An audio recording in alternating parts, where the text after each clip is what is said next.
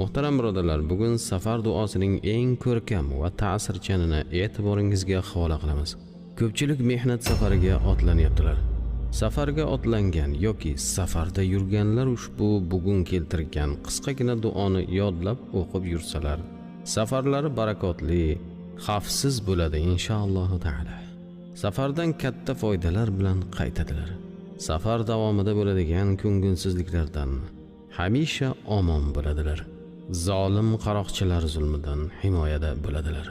Marhamat duo budur. A'udhu billahi minash shaytonir rojim. Bismillahirrohmanirrohim.